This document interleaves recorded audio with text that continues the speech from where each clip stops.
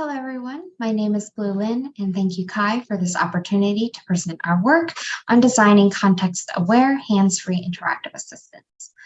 The goal of this work was to derive design implications for a hands-free interactive assistant that uses user progress context and environmental awareness to help a user to complete a task while following instructions. Previous work in the space can roughly be divided into two main categories: video question answering systems and video manipulation systems. To summarize the work in these spaces, while they have created large data sets to support a variety of potential questions, especially in the media content space, as well as explored a few assistive systems through user studies, past work often focuses on providing accurate video content responses and navigating videos with precise control, rather than assisting the user in task completion or progression. So in our work, we aim to understand what users want an ideal hands-free assistant to assist with when video content is not the only source of support the assistant might have. To achieve this, we conducted a Wizard of Oz user study where the researcher, represented as the figure on the left, acted as an all-capable ideal system that could satisfy any user demands as long as the user believed it would help them perform their task. The wizard also handled all video manipulation to make the session an entirely hands-free experience through video conference screen sharing features. Each participant was also made aware that the researcher would be emulating the perfect system. However, they could only see the video instructions on their full screen during the study.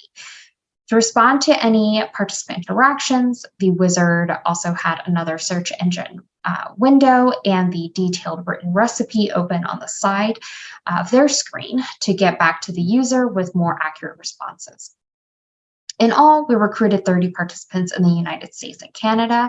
From the demographics form participants filled out initially, we found that most of the participants were under 35, and around 70% of the participants identified as women, one identified as non-binary, and the rest identified as men. All participants identified themselves as average or somewhat above average cook, and most participants rarely cooked with video instructions before, and participants had differing smart assistant familiarity across a spectrum from very familiar to not familiar at all. Before the study, we also prepared a short list of recipes from around the world with similar number of cooking steps, tools required, and had an ingredient preparation stage. Each participant was assigned one of these recipes to recreate in their individual cooking sessions based on how they simultaneously ranked them as least familiar and most interesting to them. To further inspire a variety of interactions, participants were also asked to choose the video instructions they wished to follow. They then watched that video once 2 to 3 days before the session, so they know roughly what will be going on without memorizing or knowing all the steps and details by heart. They then completed all the prep and cooking during a one-to-one video conference session with the wizard. After the study, we asked each participant to complete a post-study survey about their experience during the cooking session. After completing the data collection phase, we performed open coding on all the interactions by going through each study session transcript and open-ended survey questions line by line. From this initial thematic analysis, we were then able to extract key characteristics and frequent interaction themes. In the process, we also noticed distinct clusters of user characteristics that had potential impacts on user-wanted features that we grouped into persona types. With these procedures in mind, we categorized all participant interactions into the 15 groups shown on this slide. These include commands to manipulate the video, such as pause and rewind, as well as commands to understand the next cooking step.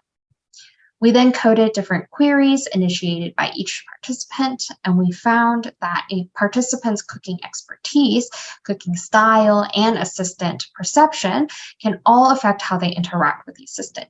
Thus, we revealed 3 groups of user personas: the multitasker, the progressor, and the engager. The multitasker is an intermediate cook who cared about using the assistant for increasing task efficiency, while the progressor was a semi-novice cook that used the assistant to mainly manipulate the video. And finally, the engager who prioritized high engagement with the assistant. These different user groups further feature varying task completion patterns, interaction motivations, and visual versus audio-based feedback preferences. For example, to resolve confusion on a current task, the progressor would ask the assistant to rewind the video, but the multitasker would ask the assistant to verbally describe cooking clarifications.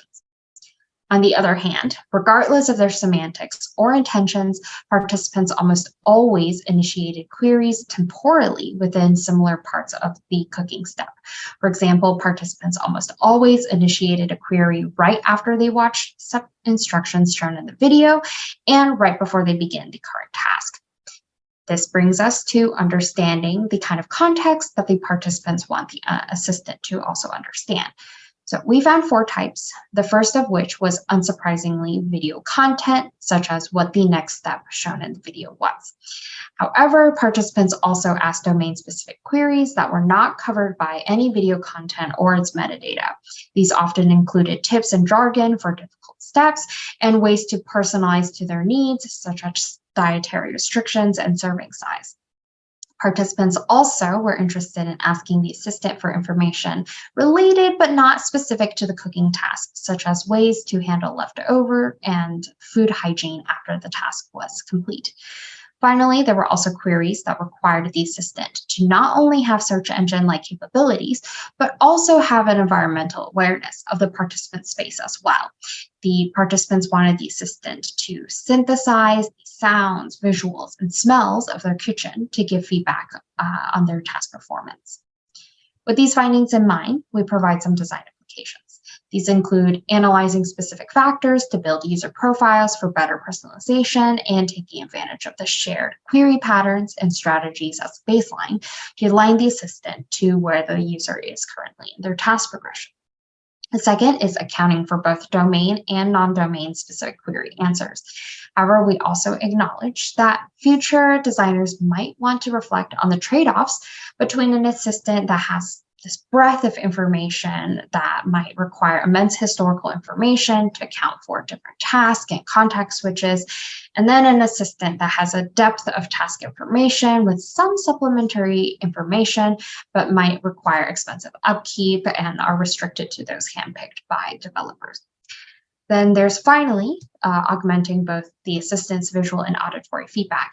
So different modalities, such as environmental sensors, could be leveraged to not only understand a user's task progress, but also help evaluate their task performance. To wrap up our presentation, we want to acknowledge that while we suspect that some of our findings might extend to domains beyond cooking, we explored these systems' designs through mainly cooking-specific lenses. Thus, future work should investigate which implications are domain-specific and which designs might generalize to hands-free interactive systems as a whole.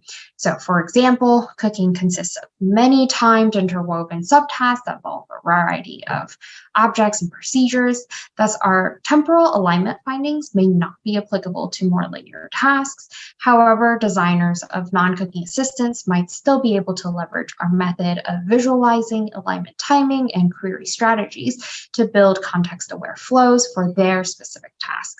Furthermore, an assistant that is able to sense its environment in multifaceted ways might also be useful for other tasks and population, which are ripe for future areas of exploration.